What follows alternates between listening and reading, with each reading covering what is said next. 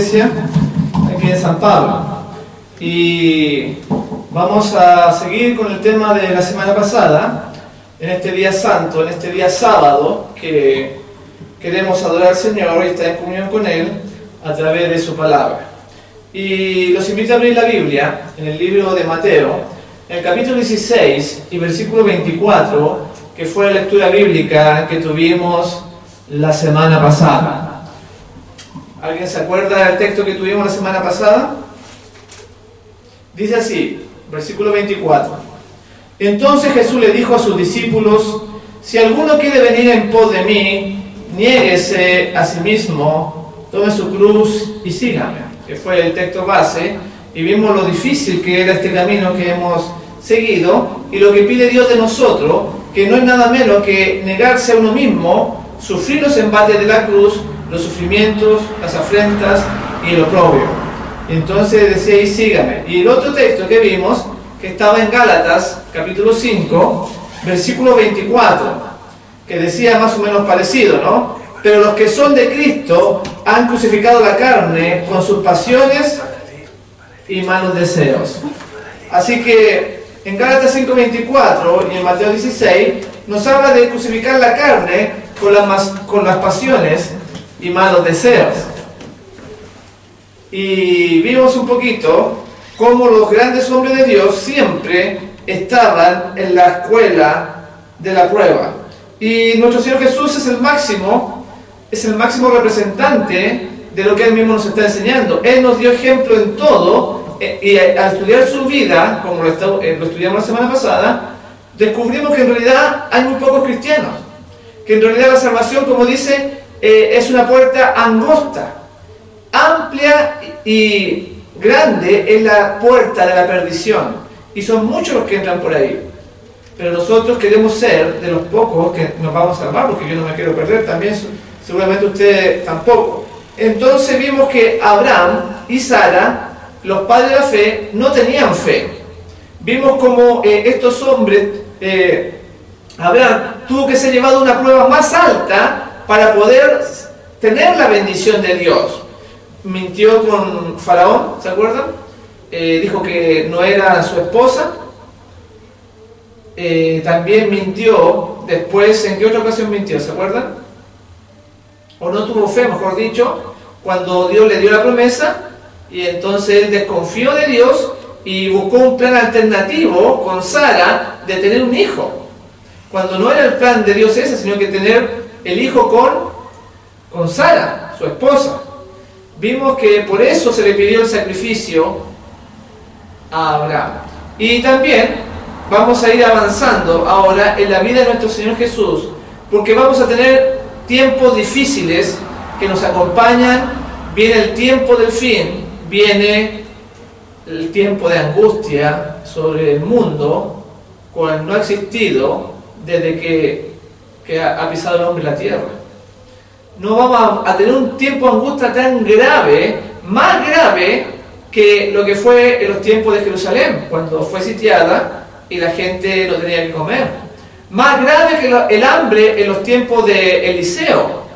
Más grande que el sitio a la destrucción de Jerusalén en el año 70, ahora por los romanos, donde tampoco tenían que comer, se comían a los niños. Así que la tentación, las dudas, la falta de fe va a ser nuestra prueba. Y todos aquellos hermanos que no se preparen para este evento van a ser sacudidos. Porque cuando viene la dificultad de la prueba, entonces se ve la verdadera fe. Y acá decía, tienen que crucificar sus pasiones primeramente. Hay una batalla interna dentro de nosotros. Tenemos que, para ser los discípulos de Cristo, tenemos que negarnos a nosotros mismos. ¿Qué quiere decir eso? Negarse quizá a una buena casa, negarse quizá a un buen trabajo porque le piden el día sábado. ¿Cuántos hermanos hoy en día trabajan el día sábado cuando se lo piden? No son capaces ni siquiera ahora, que estamos viendo los tiempos de paz y seguridad, de enfrentar al jefe y hacer un acto de fe. Porque no lo tienen dentro. Claro, se sientan los sábados de la mañana y vienen un rato a la iglesia, pero durante la semana ya se olvidan de que son cristianos.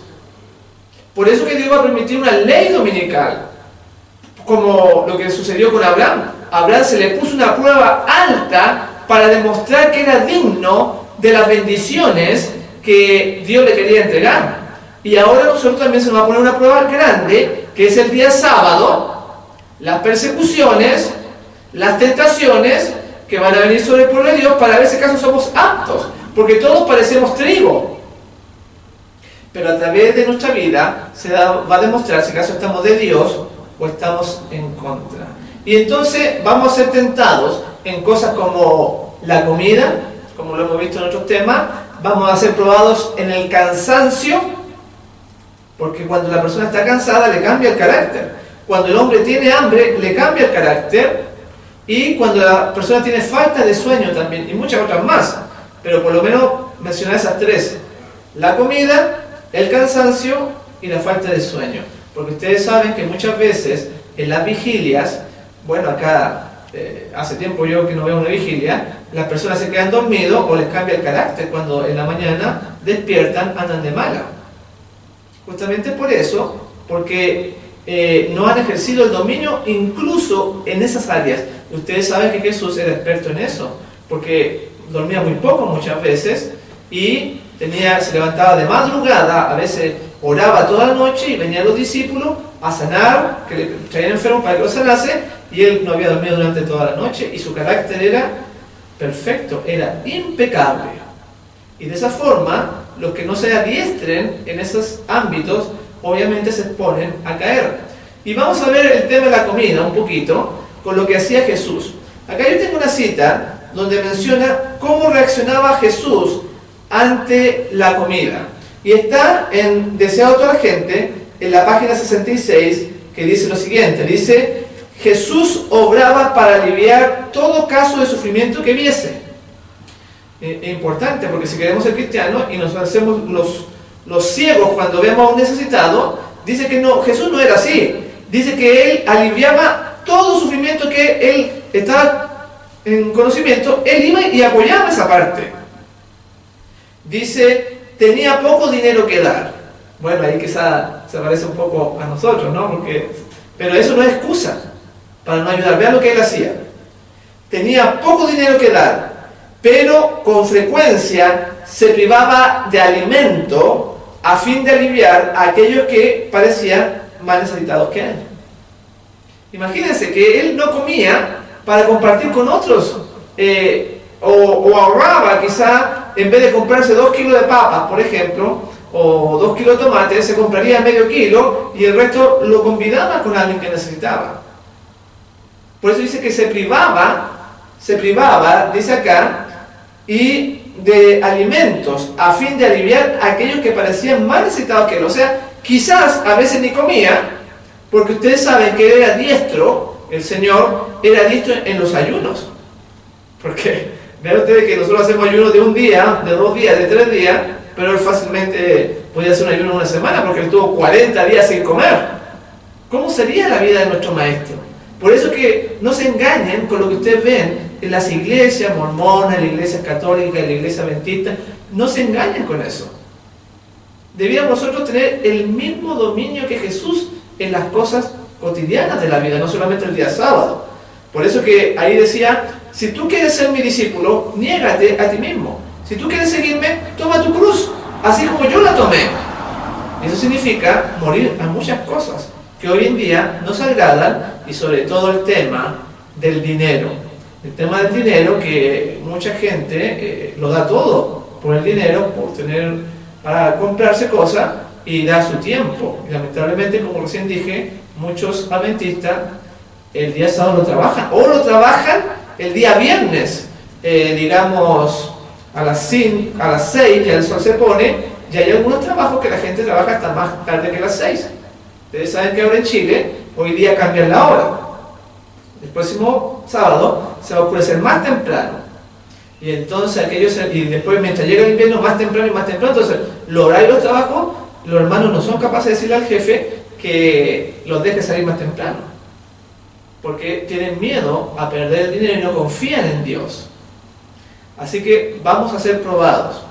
Y también acá dice en el deseado de toda la gente, hablando de nuestro maestro, en la página 68 y 69 del deseado de toda la gente, dice: con frecuencia se le preguntaba a Jesús, vean, ¿cómo era él? Con frecuencia se le preguntaba: ¿por qué insistes en ser tan singular? Tan diferente de todos nosotros. Claro, no solamente ahora sería algo extraño, ya en el tiempo de Jesús, hace 2000 años atrás, ya su conducta era extraña, era diferente a la del mundo. No participaba quizás de muchas cosas que el mundo hoy nos invita a participar, y la gente le preguntaba eso: ¿por qué eres tan singular? Escrito está, decía: bienaventurados los perfectos de camino, los que andan en la ley de Yahweh, bienaventurados los que guardan sus testimonios y con todo el corazón le buscan, pues no hacen iniquidad los que andan en sus caminos. Gloria a Dios por eso. Qué hermoso lo que le contestaba, porque le decía: bienaventurados los de perfecto camino. Wow, usted le habla de perfección en la iglesia y capaz que lo apedreen a alguien a usted lo apedree, porque perfección de camino significa tener un carácter perfecto y significa una conducta perfecta en todo. Quizá en su vida hay algún punto negro que quizás haya que arreglar, quizás la ropa, quizás el azúcar, quizás las reuniones, no participa en las reuniones, no predica.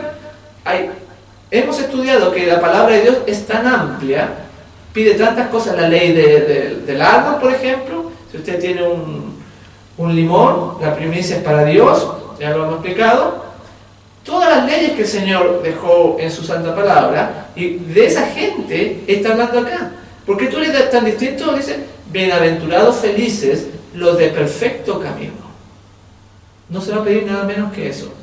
Un pecado acariciado o heredado va a ser nuestro pasaporte para estar fuera del reino. Por eso que es tan importante la perfección. Y acá él, cuando le preguntan: ¿por qué tú eres tan raro, tan distinto?, él decía: bienaventurados los perfectos de camino. Se sabía la Biblia, porque está citando acá, está citando los salmos y los proverbios. Bienaventurados los perfectos de camino, los que andan en la ley de Jehová.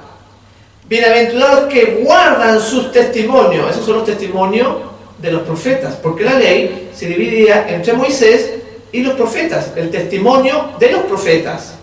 Por eso que muchos hermanos ocupan Isaías 8:20, que dice: a la ley y al testimonio, y no saben ni lo que están diciendo. Porque la ley, a la que se refiere, ellos la citan como los 10 mandamientos, pero no es así. Se refiere a los 5 libros de Moisés. Y los testimonios se está refiriendo a los profetas, Isaías, Jeremías, todos esos profetas que salen ahí. Entonces decía acá, dice: y con todo el corazón le buscan, pues no hacen iniquidad los que andan en sus caminos. ¡Qué increíble! Acá está diciendo que los hijos de Dios no pecan, porque dice: no hay iniquidad alguna. No son mentirosos, no son de doble ánimo, no son personas fluctuantes que un día andan bien espiritualmente y después andan bajo espiritualmente. Son perfectos. Y entonces sigue diciendo la cita: cuando le preguntaban a Jesús por qué no participaba en las diversiones de la juventud de Nazaret, decía: escrito está: heme gozado en el camino de tus testimonios como sobre toda riqueza. En tus mandamientos meditaré, consideraré tus caminos, recrearéme en tus estatutos, no me olvidaré de tus palabras.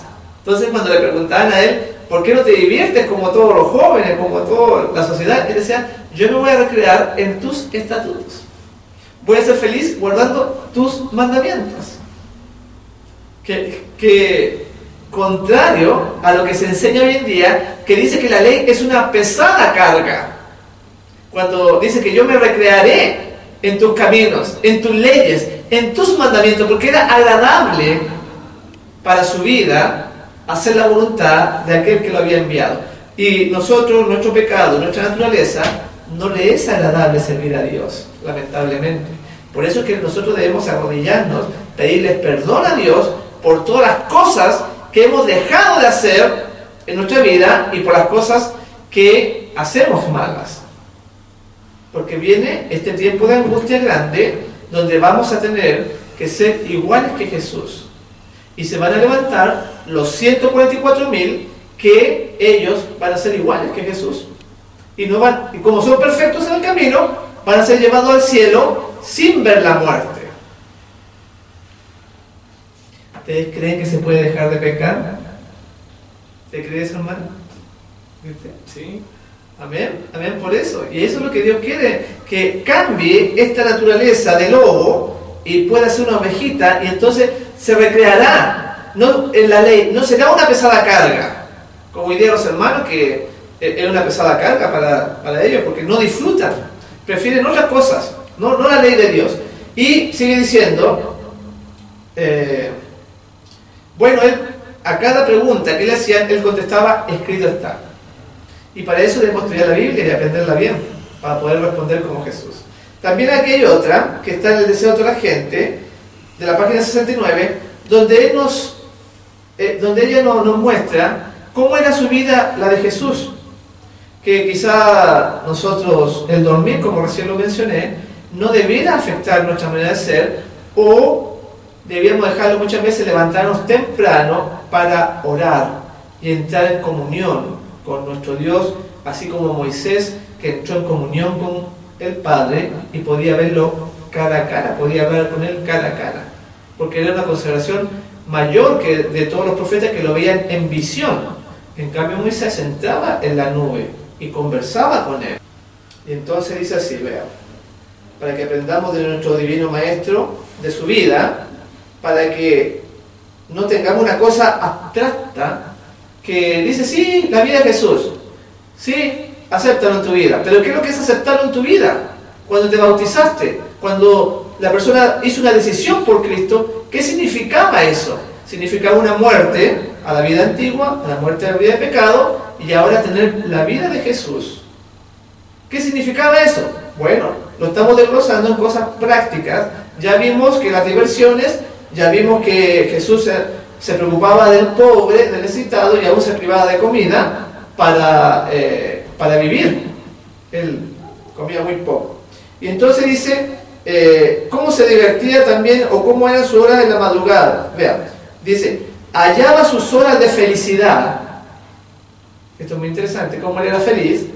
Hallaba sus horas de felicidad cuando estaba a solas con la naturaleza y con Dios. Qué tremendo, ¿eh? Escuchar estas cosas que son tan simples y son tan hermosas de la vida de nuestro maestro. Entonces uno empieza como a enamorarse de ver su vida tan ¿cómo podríamos decir? Tan consagrada, y esa comunión que él tenía con su Padre, que la hora del día preferida para él era en la mañana, en la madrugada. Y ustedes saben que en la madrugada no anda nadie. Todo está tranquilo, todo incluso oscuro. Dice, hallaba sus horas de felicidad cuando estaba a solas con la naturaleza y con Dios. Siempre que podía, se apartaba del escenario de su trabajo para ir a los campos a meditar en los verdes valles, para estar en comunión con Dios en la ladera de la montaña o entre los árboles del bosque. Qué lindo que él decía que se apartaba cuando podía a la meditación. ¿Cuán poco hoy en día se ve? Por eso que Satanás ha hecho esta ciudad, ha hecho este sistema mundial para que el hombre no pueda meditar, ni la mujer pueda analizar su vida, para dónde va, ha sido de propósito este día, estoy haciendo bien, estoy haciendo lo correcto. No, entonces anda rápido para allá, que le piden esto, que los papeles en la oficina, que el jefe, que no sé qué, que el carro, que las noticias. Entonces no le queda a la persona tiempo para meditar y para estar en comunión con Dios. Por eso que es tan importante irse al campo a vivir. Por eso es tan importante tener un lugar verde, un lugar donde hayan pájaros, donde hayan árboles, donde haya planicie, donde uno puede contemplar, donde hacer una vida más tranquila. Y ustedes saben que el estrés es uno de los males de nuestro tiempo. porque toda la gente anda estresada. Y justamente lo que ha querido Satanás es eso, llenarnos de cosas para que nuestra mente no pueda discernir el tiempo en el cual estamos viviendo. Y eso es lo que hace con la iglesia. Por eso que Satanás nos aparece. ¿Para qué? ¿Para qué se va a aparecer? ¿Para qué si ya los tiene en la mano?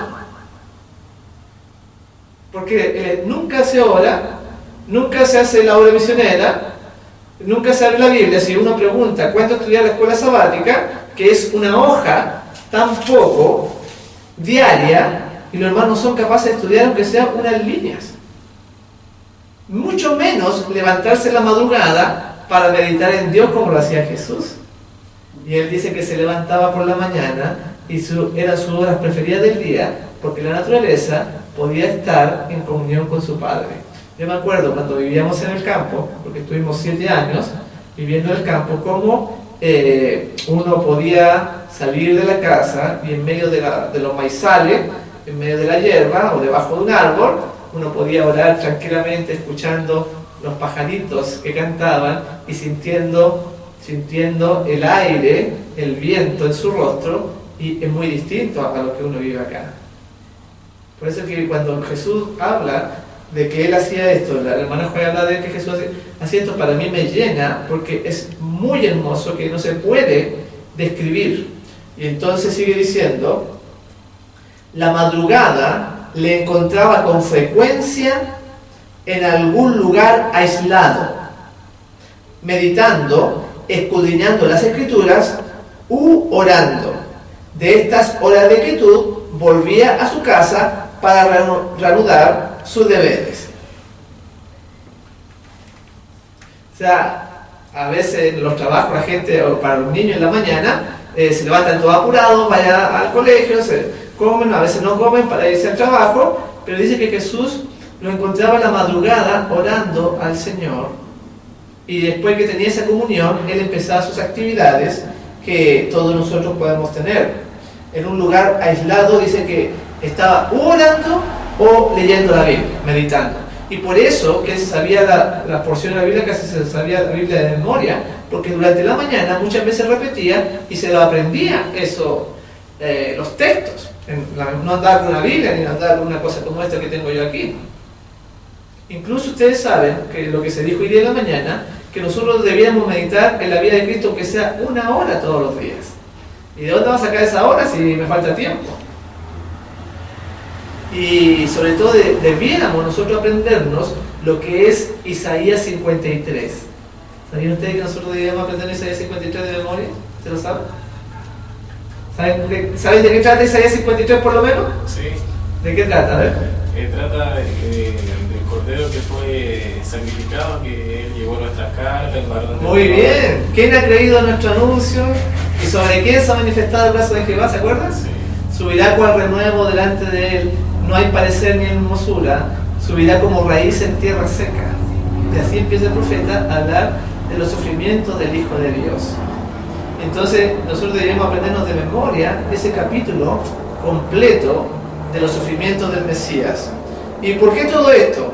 Bueno, porque viene lo que es la persecución, lo que es los tiempos finales. Y antes de continuar, les quería mostrar yo algo ahí. ¿Me puede pasar ese libro, por favor? Que está ahí en la banca, ¿sí? Ese. Quería mostrarles por qué esta preparación. Gracias. ¿Por qué esta preparación debe ser tan urgente? Porque lo que viene sobre el mundo, ustedes pueden ver en las líneas que ella escribe aquí en el conflicto de los siglos, hablando de los que van a recibir el sello y de aquellos que van a vivir el gran tiempo de angustia, el cual nunca ha existido desde que el hombre ha sido puesto sobre la tierra. Vamos a leer Daniel 12. ¿Tiene por ahí una Biblia? Daniel 12, donde dice en el versículo 1, ¿le puede dar lectura, hermana, por favor? Ahí nos habla un poco de este tiempo y por qué esta preparación tan amplia que el Señor dejó en su palabra. 12.1, Daniel 12.1. El tiempo del fin. En aquel tiempo se levantará Miguel, el gran príncipe, que está de parte de los hijos de tu pueblo, y será tiempo de angustia, cual nunca fue desde que hubo gente hasta entonces. Pero en aquel tiempo será libertado tu pueblo, todos los que se hallen escritos en el libro de la vida. Muchas gracias. Ahí dice que se va a levantar Miguel, el gran príncipe que está de parte de los hijos de tu pueblo, y será un gran tiempo de angustia. Entonces la preparación que nosotros estamos haciendo es para esos momentos, para esos instantes. Y acá dice, por ejemplo, algo muy interesante que habla del tiempo de angustia. En el capítulo 40 dice: en aquel tiempo se levantará Miguel, el gran príncipe que está por los hijos de tu pueblo, citando el texto que hemos leído. Cuando termine el mensaje del tercer ángel, la misericordia divina no intercederá más por los habitantes culpables de la tierra. Vean, en estos momentos ese mensaje todavía no es dado. Van a venir siervos iluminados con el semblante de santa consagración, que usted lo va a poder ver y va a ver que realmente son hijos de Dios. Esa gente especial que se ha preparado va a dar el mensaje de los tres ángeles por todas partes. Y cuando termine ese mensaje, dice acá, el pueblo de Dios habrá cumplido su obra, habrá recibido la lluvia tardía, el refrigerio de la presencia del Señor. O sea, la lluvia tardía es para predicar el mensaje del tercer ángel. Habremos terminado la obra a la cual hemos sido llamados. Seguramente va a ser gente muy joven al respecto. Y entonces vea lo que va a pasar. Y estará preparado para la hora de prueba que le espera. Los ángeles se apuran, van y vienen de acá para allá en el cielo. Un ángel regresa de la tierra, anuncia que esta obra está terminada. Va a llegar un momento que el tiempo va a terminar y se predicó y se terminó el asunto. ¿El tiempo de gracia? Claro, el tiempo de gracia, porque durante todo ese tiempo de gracia va a ser predicado a diestra y a siniestra para que todos tengan la oportunidad de decidirse en favor o en contra de Dios. Y ahí termina el asunto, porque ya después caen las plagas. Pero nosotros estamos en el momento que se termina la obra. Vean lo que está diciendo acá. Dice: el mundo ha sido sometido a la prueba final, y todos los que han resultado fieles a los preceptos divinos han recibido el sello del Dios vivo. Y ese sello los capacita para pasar las plagas, para pasar el gran tiempo de angustia, y al pasarlo, poder estar vivo. Van a ver venir a Jesús, porque los otros van a morir, porque no tienen el sello. El sello los capacita para ese tiempo difícil. Levantará sus manos y con gran voz dirá: hecho es. Y todas las huestes de los ángeles depositarán sus coronas mientras él anuncia en tono solemne: el que es injusto sea injusto aún, y el que es sucio sea sucio aún, y el que es justo sea justo aún, y el que es santo sea santo aún. Cada caso ha sido fallado para vida o para muerte. Cristo ha hecho propiciación por su pueblo y borrado sus pecados. El número de sus súbditos está completo. El reino y el señorío y la majestad de los reinos debajo de todo el cielo van a ser dados a los herederos de la salvación, y Jesús va a reinar como Rey de Reyes y Señor de Señores. Entonces ahí Él abandona el santuario y empiezan a caer las plagas sobre este mundo. Pero la parte que nosotros estamos viendo es aquellos que reciben el sello, que forman parte de estos grupos especial que lucharon contra la imagen, contra la bestia y contra su marca, y que siguieron al Cordero por donde quiera que iba. Eran perfectos en todo, iguales que Jesús. Su manera de ser no tenía ningún error en su vida, en su carácter, y guardaban su ley, guardaban sus estatutos, se se regocijaban en sus preceptos, como decía ahí la vida de Jesús. Pero todo esto es porque van a haber hermanos que van a guardar todo, absolutamente todo igual con Jesús. Porque dice que el pecado es transgresión de la ley. Entonces, si yo transgredo una parte de la ley, entonces ya no estoy perfecto, como decían que era de perfecto su camino. Por ejemplo, vamos a ver el caso de un hombre muy especial que fue el precursor de Cristo. Lucas, busquemos nuestra Biblia, Lucas 1, versículo 15. Rápidamente, a ver si no mal de la lectura, ¿qué dice ahí? Este fue el que le preparó el camino al Señor. Porque será grande delante de Dios, no beberá vino ni sidra, y será lleno del Espíritu Santo, aún desde el vientre de su madre. Muchas gracias. Está hablando de Juan el Bautista. El Juan el Bautista tuvo una concepción especial. Dice que ya desde el vientre de la madre, él ya recibió el Espíritu Santo. Dice acá, pues será grande delante de Dios, no beberá vino ni sidra. Vean que tenía una dieta especial. Y será lleno del Espíritu Santo, aún desde el vientre de su madre. De muy pocas personas se dice eso en la Biblia, que hayan recibido el Espíritu Santo cuando nacieron. Aún así, este hombre no... ¿Alguien sabe? Porque profetizó al Mesías. Bueno, profetizó el Mesías, sí, es correcto lo que tú dices. ¿Por qué?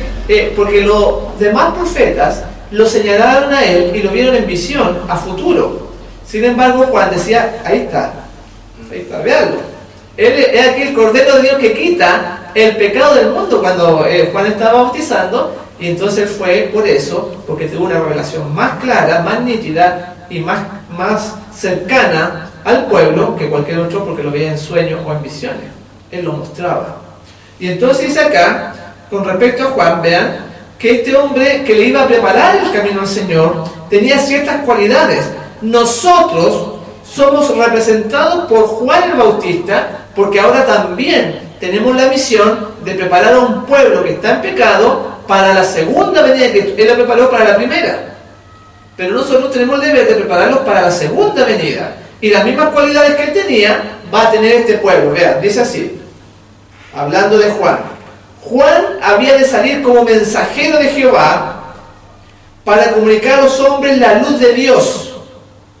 Debía dar una nueva dirección a sus pensamientos. Debía hacerlos sentir la santidad de los requerimientos de Dios y su necesidad de la perfecta justicia divina. ¿Qué es lo que es la justicia divina? ¿Dónde ustedes la ven? En la justicia de Dios. En la justicia de Dios. ¿Qué es lo que es la justicia de Dios? La ley, lo que Él quiere. Los mandamientos, la ley, los estatutos. Debía hacer Juan sentir a los hombres la necesidad de la ley de Dios, de que ellos la estaban transgrediendo, así como Noé, que dice la Biblia que era pregonero de justicia. ¿Por qué de justicia? Pregonero de la ley, porque los hombres estaban todos en pecado, porque le iba a venir el diluvio. Por eso dice que era pregonero, hablaba a la gente de la voluntad de Dios. Y eso mismo ustedes y yo debemos hacer. Por eso yo les decía la otra vez, deben prepararse para ser predicadores ustedes, para impartir la justicia de Dios, para enseñarles a los hombres los requerimientos, para que ellos puedan sufrir una transformación y ser aptos para vivir con Jesús. Porque un ladrón no puede vivir en el cielo. Tiene que dejar, arrepentirse de ser ladrón. Un asesino no puede andar matando gente en el cielo, a los ángeles o a alguien. Tiene que ser regenerado para poder vivir en el cielo. En el Nuevo Testamento hay muchos mandamientos. Incluso están todos los los 10 mandamientos están en el Nuevo Testamento. Y otros más, pero ¿esos mandamientos del Nuevo Testamento son suficientes? ¿O no? Bueno, lo que tú tienes que sacarte de tu mente es que el Nuevo Testamento es solamente el Nuevo Testamento. La Biblia, la revelación de Dios, es el Antiguo y el Nuevo Testamento. Porque lo que sucede en la Biblia es la revelación del carácter de Dios, que lo dio en un tiempo, pero como hay tantas cosas, en tan poquitos libros no alcanza, Él siguió revelando, pero ahora con Jesús, la revelación plena. No que hasta aquí llegó el Antiguo y ahora el Nuevo para adelante, como dicen los pentecostales. No, eso no es, Sí, Es toda la revelación. Por ejemplo, en la iglesia pentecostal, por ejemplo, cuando uno le habla de eso, ellos dicen, no, pero hay un mandamiento que dice que yo tengo que matar a mi hijo si es rebelde. Claro, entonces ellos dicen, ¿cómo lo voy a matar si es rebelde? Entonces uno le dice, no, pues, es que ahí se aplica el fin de la ley es Cristo, porque obviamente tú no lo vas a matar. Tú vas a invocar a Cristo para que Él perdone el pecado de él. Pero dice, no, que eso no es así, el fin de la ley es Cristo, se refiere a que la ley terminó.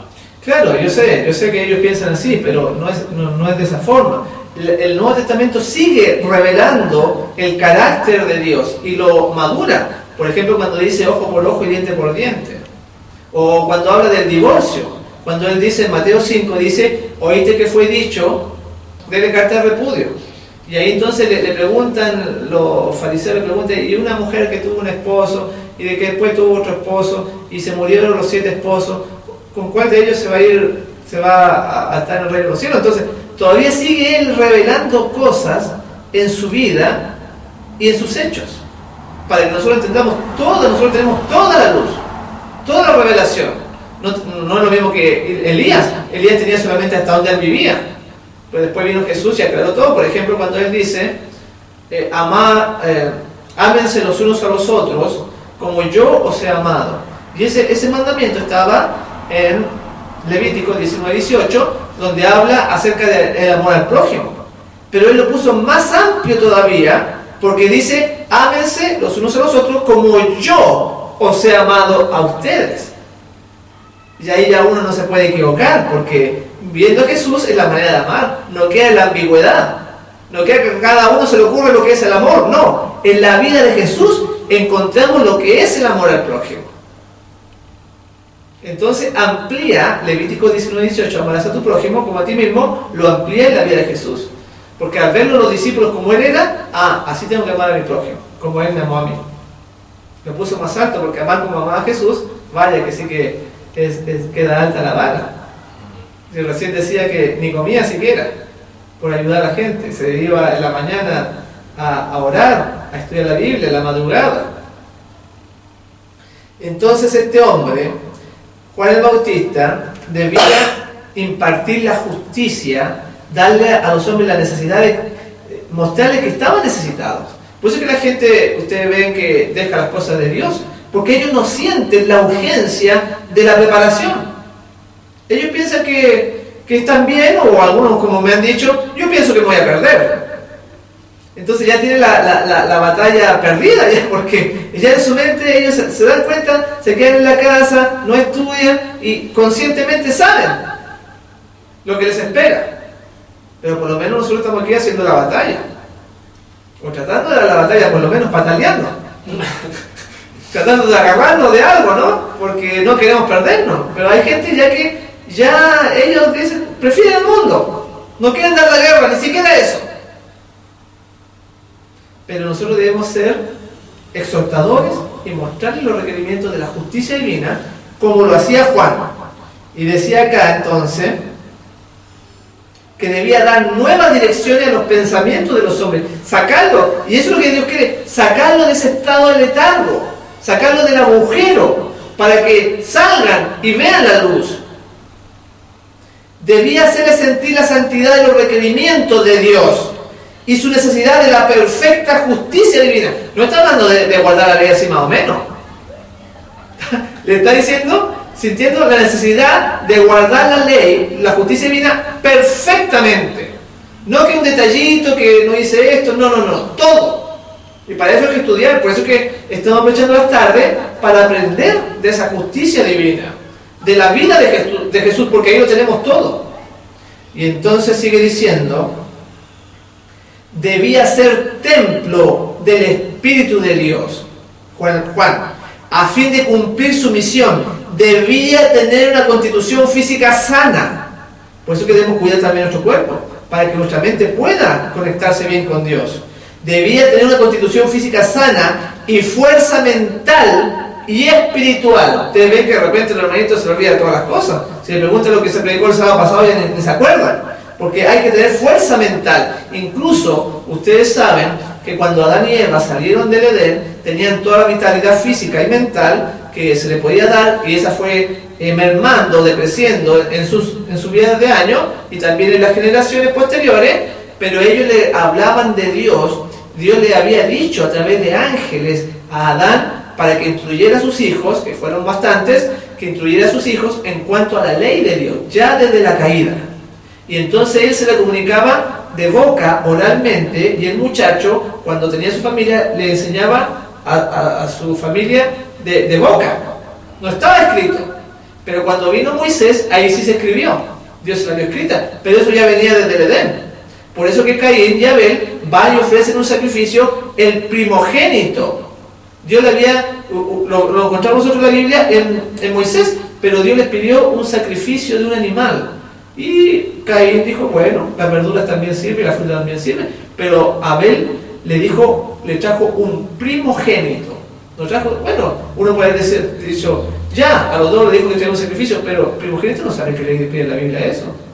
Pero sí sale cuando se lo entrega a Abel, hace el sacrificio, le trae el primogénito, no le trae cualquier animal. Porque eso estaba en la ley, ya después con Moisés, muchos tiempo después, entonces lo escribe en el rollo de la ley. Bueno, pues no voy a explicar eso.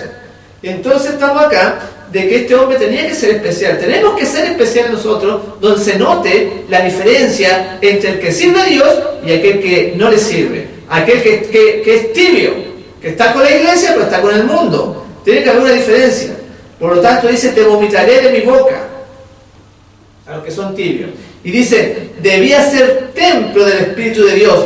A fin de cumplir su misión, debía tener una constitución física sana y fuerza mental y espiritual. Por lo tanto, le sería necesario dominar sus apetitos y pasiones. Debía poder dominar todas sus facultades para poder permanecer entre los hombres tan inconmovible frente a las circunstancias que le rodeasen como las rocas y montañas en el desierto. Por eso que este tiempo de angustia requiere de Juanes Bautistas modernos ante la falta de dinero que va a venir, pues la destrucción que viene, la falta de comida, la falta de comodidades, para mantenerse en pie como se mantuvo Juan el Bautista a pesar de las dificultades. Porque ustedes saben que él le va a donde el rey y le dice, no te es lícito vivir con la mujer de tu hermano. Y entonces en ese momento no es como ahora que a uno lo pueden retar, o puede quedar mal, puede quedar en vergüenza. Si le habla a un hermano, ahí lo iban a matar, porque el rey tenía soldados. Tenía muchos soldados con armas, con espada y con lanza, y cualquier soldado podía en el momento tirarle una lanza a Juan y lo mataba. Está en juego su vida. Sin embargo, él no tuvo ese temor, porque se tenía que mantener inconmovible. Así va a ser nosotros. Bueno, hoy día nos pueden tirar balas, o nos pueden golpear con madera, con palos o con golpes. Pero si hoy día ni siquiera aguantamos que un hermano no nos mire o no nos saluda, entonces quiere decir que nuestro carácter es muy débil. Somos muy quebradizos. La gente busca mucho la comodidad. Por eso es que este hombre, Dios le dijo, o sea, él escogió cuando niño irse a vivir al desierto. Le dijo a sus padres, no era que Zacarías y su madre Elizabeth dijeran, vamos a consagrarnos al campo, o sea, al desierto. No, él le dijo, padre, vamos, yo quiero irme a vivir al desierto para apartarme del pecado de la ciudad o de los que venían alrededor. Pero ¿cómo si eran todos religiosos? Estaban viviendo en Israel. Ellos guardaban el sábado, ellos daban el diezmo, ellos cuando llegaba a las 9 de la mañana tocaban el chofar, tocaba, ¿no es cierto?, el cuerno, avisando que todos tenían que orar a las 9 de la mañana, a las 3 de la tarde, a ponerse en oración. Era un pueblo religioso. Sin embargo, Juan pidió él, como joven, irse a vivir en un lugar donde no hubieran tentaciones. Imagínense cómo habrá sido. Por eso que dice que era lleno del Espíritu Santo aún dentro, desde el vientre de su madre. Por eso, aunque ustedes no lo crean, ustedes tienen la casa, ya no se están contaminando. Ya sea el vecino que pone música del mundo, o una palabra fea, o un cartel, un letrero, una foto de una mujer, o lo que sea. O la propia familia. O la propia familia. Si él necesitaba esa salir para meditar como Jesús o como Juan, cuánto más nosotros que estamos viviendo en esta última generación. Y entonces dice, en el tiempo de Juan el Bautista, la codicia y las riquezas y el amor al lujo y la ostentación. Imagínense que en ese tiempo los lujos, ¿qué lujo podía ser? Un lujo de los reyes era poner a un flautista, a un tamboril y a unos músicos porque no tenían equipo de sonido.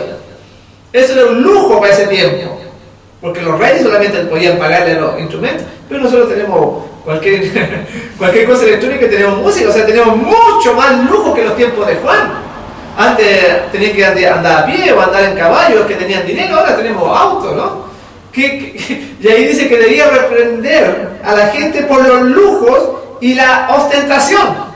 ¿Qué quiere decir ostentación? Mira cuánto tengo yo, mira que mi casa es más hermosa que la tuya. La ostentación, yo he visto mejor que tú. Entonces Juan debía ser sencillo, humilde, para poder reprender a la gente. Y dice acá, imagínense cuán lejos estamos de eso. Por eso no se engañen, mis hermanos. Debemos ponerle el pie en el acelerador para prepararnos para dejar las cosas que nos alejan de la vida de este remanente que va a ser parte de los 144.000. Pero por ejemplo, lo que dice la hermana es que a veces la familia, a veces uno tiene familia que es cristiana, pero por ejemplo que pasa por alto cosa, como un ejemplo, dice ya, sabemos que no se come cerdo, por ejemplo. Y estoy hablando de personas cristianas, claro, adventistas que tienen conocimiento y que dicen, no, claro, ya, pero si ya sé, si una vez no pasa nada, y come igual, claro, está sabiendo todo. ¿Qué pasa ahí?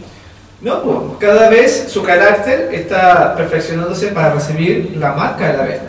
O sea, no tiene que mantenerse ya como que pasa a ser ya personal, o sea, ya como la salvación es La personal. salvación Sí, personal. tú tienes que estar personalmente con Dios. Sí, por eso que, aunque Jesús estaba rodeado de tanta maldad, se apartaba, qué sé yo, pero él lo hacía, todos seguían un camino y él decía, escrito está. Él no seguía lo que le decía la gente. La gente le decía, tú eres raro, tú eres extraño, ¿por qué te crees tan singular? ¿Tan especial te crees? No, dice, yo me deleito, ¿por qué no te diviertes como los demás jóvenes? Anda a la fiesta, anda a la discoteca, anda no sé a dónde. Dice, no, yo me recreo en los estatutos, en la ley de Dios está mi delicia. Pero uno no puede ceder porque hay gente, pariente, que lo puede poseer el demonio y te incitan a que tú caigas. Son muy familiares serán, pero por eso dice, amarás a tu Dios en primer lugar. El primer mandamiento, amarás a Dios por toda tu fuerza, con toda tu mente, con todo tu ser. Y amarás a tu prójimo como a ti mismo, o sea, el segundo mandamiento. Pero primero es Dios. Amar a Dios para yo poder amar a mi prójimo. No al revés. Porque la gente dice, no, es que mi familia la amo y por eso cedo, ¿no? Entonces no está poniendo el segundo mandamiento como el primero. Dice, en el tiempo del Juan el Bautista, la codicia de las riquezas y el amor al lujo y la ostentación se habían difundido extensamente. Los placeres sensuales, banquetes y borracheras estaban ocasionando enfermedades físicas y degeneración. Más o menos, si en ese tiempo pasaba, ahora mucho tiempo está multiplicado por 1000, ¿no? ¿No es cierto? Que hay hermanos que dicen, no, comer un pedacito de carne que una vez no es nada malo. Porque se embota la mente y se pierde la sensibilidad al pecado. En agradar a Dios le da lo mismo, total, todo el mundo lo hace. Igual cuando viene la Navidad, cuando vienen las fiestas patrias, que se hacen asados, la gente bebe alcohol, baila, pone música estridente, entonces la gente, bueno, dice, voy a ir pero no voy a comer o algo. O sea, se embota la mente. Y ya no se piensa que es tan malo porque todos lo hacen. Y ese es el peligro de vivir entre medio de Sodoma y de Gomorra, como le sucedió a Lot, o a las hijas de Lot, que tanto vivían en Sodoma y Gomorra, que también ellas se pusieron, después hicieron lo que hicieron con su papá, porque estaban influenciados donde vivían.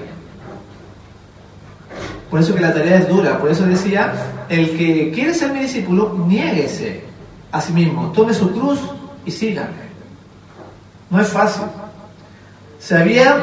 Con estas comilonas, lo que provoca en la gente es disminuir, embotar las percepciones espirituales, disminuyendo la sensibilidad al pecado, sobre todo lo que es internet, sobre todo lo que es el cine, sobre todo lo que es la televisión, sobre todo lo que son las películas y todo eso, disminuye la sensibilidad porque ven un muerto acá, ven otro muerto acá y ya después si algo le pasa a alguien, no importa, siempre ya la mente está acostumbrada. Satanás ha acostumbrado a la mente para esas cosas. Dice, Juan debía destacarse como reformador. Por su vida abstemia y su ropaje sencillo, debía reprobar los excesos de su tiempo. Y eso es lo que no se hace porque a la gente le cae mal, que usted le diga que no es bueno esto. Dice que anda dando la lata. Ya esta persona anda dando la lata porque no puedo hacer nada acerca de él, porque todo no le gusta aquí, no le gusta el loado, no le gusta la pintura, no le gusta que coma esto, no le gusta que coma esto otro. Entonces, eso de reprobar los excesos del tiempo en que nosotros vivimos. Por eso que si somos pocos en la iglesia, y más encima, ¿quiénes son los verdaderos reformadores? O los Juan el Bautista, que se van a levantar preparando para que Jesús venga, preparando su segunda venida. Por eso que Jesús no va a venir todavía. Aunque muchos desean eso, pero el mundo vean cómo está. Tiene que haber una reforma, tiene que haber una predicación fuerte, poderosa. Tiene que haber persecución. Porque dice, todo aquel que quiere vivir piamente en Cristo Jesús, sufrirá persecución. ¿Por qué no nos persiguen? Porque hemos transado con el mundo. La gente se enoja cuando uno le dice las cosas. Dice que anda dando la lata. Juan debía destacarse como reformador. Por su vida abstemia y su ropaje sencillo, debía reprobar los excesos de su tiempo. Se da con su vida también. Tal fue el motivo de las indicaciones dadas a sus padres Juan, una lección de temperancia dada por un ángel del trono celestial. Por eso que también se le dijo, no beberá vino, no beberá sidra. Se le dio las limitaciones de su comida, de su régimen alimenticio. De aquí viene una cita, que es lo que yo les comentaba recién, en cuanto que Él nos representa a nosotros como los que vamos a preparar el camino para que Jesús pueda venir, enseñar estas cosas y desatar las tinieblas que Babilonia le ha enseñado a la sociedad de la manera de vivir, o desatar las tinieblas de que las iglesias protestantes, el falso protestantismo apóstata, el protestantismo apóstata le ha enseñado los testigos de Jehová, los mormones, incluso muchos adventistas, muchos católicos, de que la religión es ir un rato a la iglesia. Y si tú quieres, practica y puedes vivir igual que en la oficina, puedes ser igual que todos los oficinistas. Que la religión de Dios es saltar o gritar como en algunas iglesias. Va a desatar, el verdadero pueblo de Dios va a desatar esas tinieblas, va a traer la luz al mundo, a las personas, y ahí puedan decidir si acaso lo siguen o lo rechazan.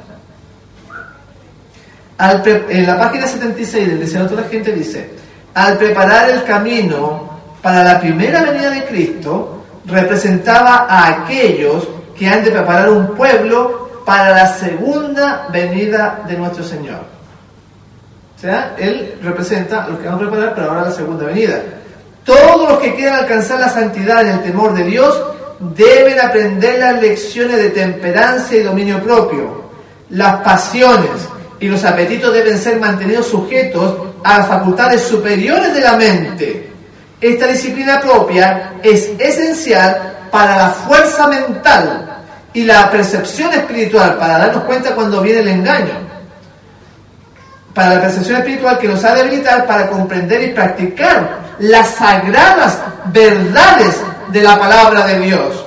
Por esta razón, la temperancia ocupa un lugar en la obra de prepararnos para la segunda venida de Cristo. Y acá voy a destacar que debían aprender las lecciones de temperancia, pero debían tener visión espiritual, percepción espiritual clara, para distinguir lo que es bueno y lo que es malo. Con tanta iglesia, con tanta gente que enseña, hay gente que habla mucho, pero darse cuenta, me está enseñando bien, no, esto que dijo no corresponde a la palabra de Dios.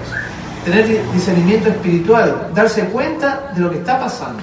Pero pastor, ¿sabe que hay iglesias que en otros países están como levantando y le llaman judaizantes porque ellos son cristianos, pero se están dando cuenta y están empezando, por ejemplo, a guardar fiestas, por ejemplo, así? Claro, los tildan de judaizantes. Y en internet está lleno de que otro evangélico que lo atacan y lo atacan y lo atacan. Claro, por eso uno tiene que ver, discernir entre tanta doctrina que hay en internet, tanta enseñanza, tanta iglesia, darse cuenta cuál es el camino. Y para eso hay que tener dominio propio, hay que abstenerse de cosas y tener percepciones espirituales claras. Entonces Juan tenía esas percepciones espirituales claras. Aún así,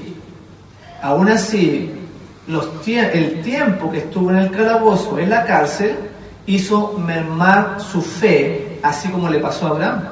Porque él empieza a dudar al estar ahí, ¿no es cierto?, en el cepo, inmovilizado, seguramente no tenía ducha, seguramente no tenía televisión, no tenía celular para llamar a nadie, no tenía luz de estas que tenemos ahora, seguramente le ponían una antorcha quizás un rato, y la antorcha ustedes saben que si usted pone un género en una antorcha, le va a alumbrar, pero le va a durar, ¿qué?, unos 15 minutos, 20 minutos en que se consuma el género.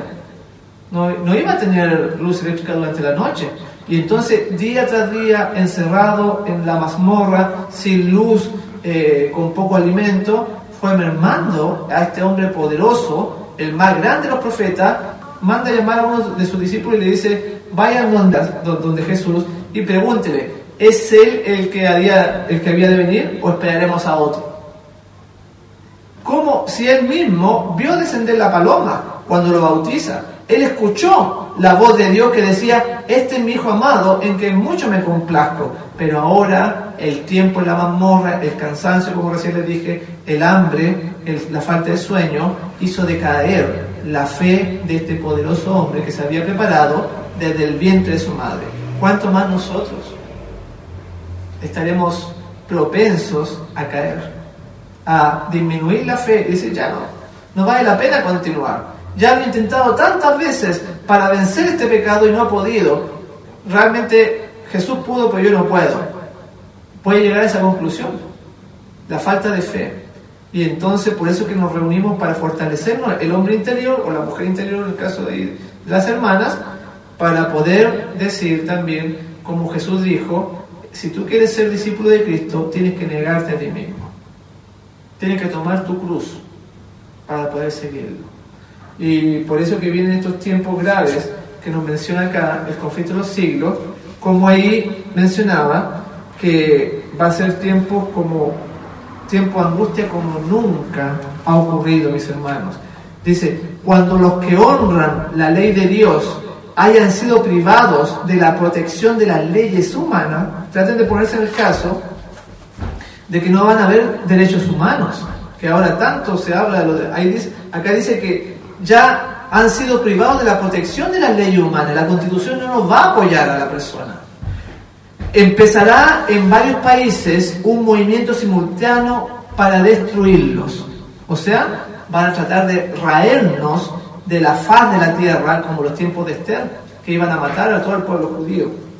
Conforme vaya acercándose el tiempo señalado en el decreto, el pueblo conspirará para extirpar la secta aborrecida. Se convendrá en dar en una noche el golpe decisivo, que reducirá simplemente al silencio la voz disidente y reprensora. ¿Por qué nos van a matar? Porque nuestra voz va a decir las cosas claras, como Juan Bautista, que le dijo: no te es lícito vivir con la mujer de tu hermano. O con Elías, cuando habla con el rey acá y le dice: no, yo no he turbado a Israel, sino tú y la casa de tu padre, por dejar un mandamiento de Dios y irse tras los Baales. Y entonces el profeta le dijo claramente, directamente al rey, que también tenía muchos soldados para matarlo. Entonces dice que van a tratar de callar a la voz disidente y reprensora. Pero ¿cómo nos van a hacer callar si no hablamos? Estamos calladitos.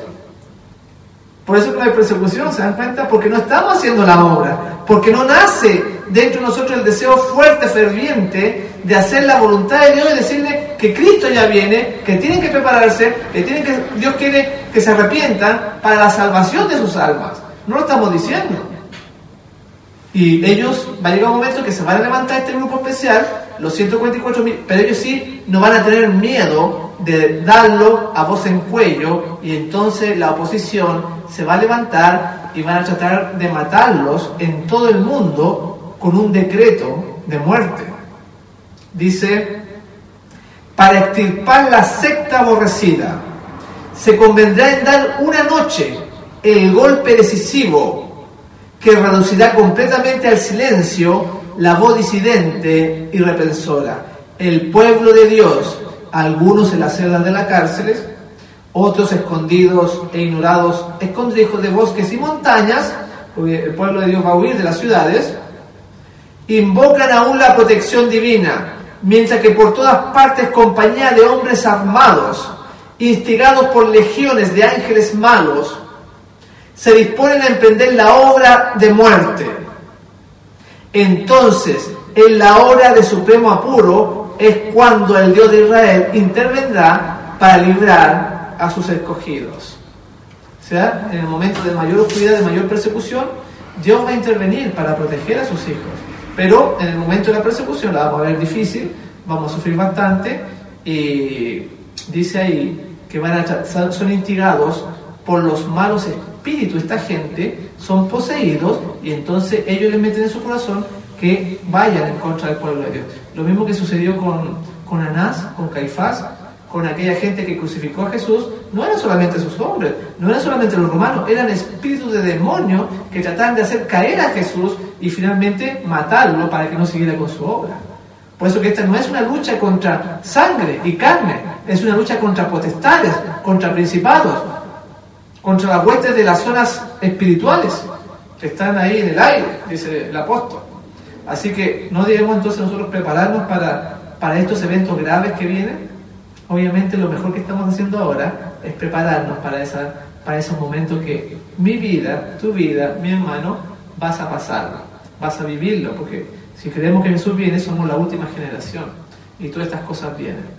Así que Dios nos ayude para poder negarnos a nosotros mismos, tomar nuestra cruz y seguir por fin en nuestra vida a Jesús. Dios le bendiga.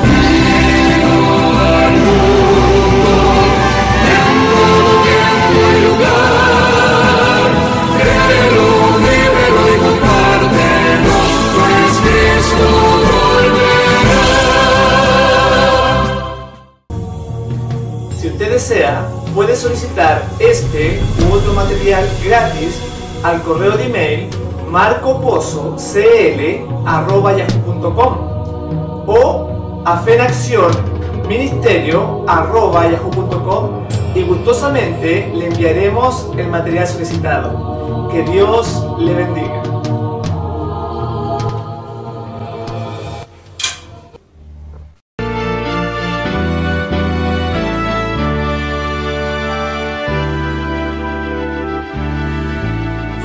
Gloria al Señor, de rodillas adórale, en la hermosura de su santidad, tu plena obediencia cual oro ofreciéndole, con el incienso de grata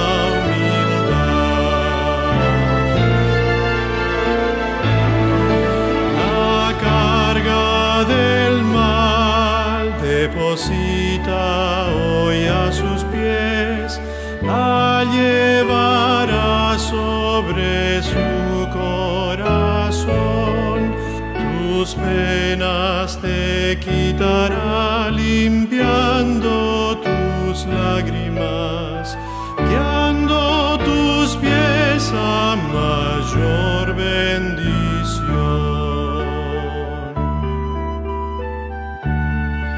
En sus santos atrios a donde convídate, aunque eres pobre no temas entrar, la firme firme, constante fe y el puro, sencillo amor.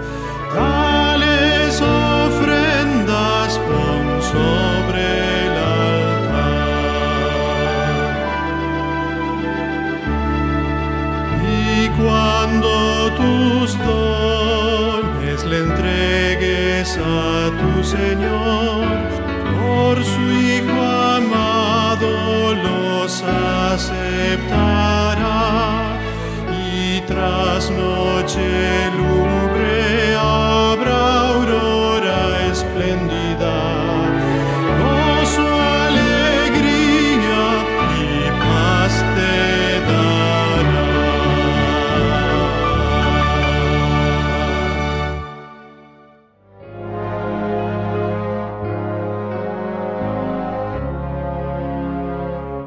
Dame, Señor.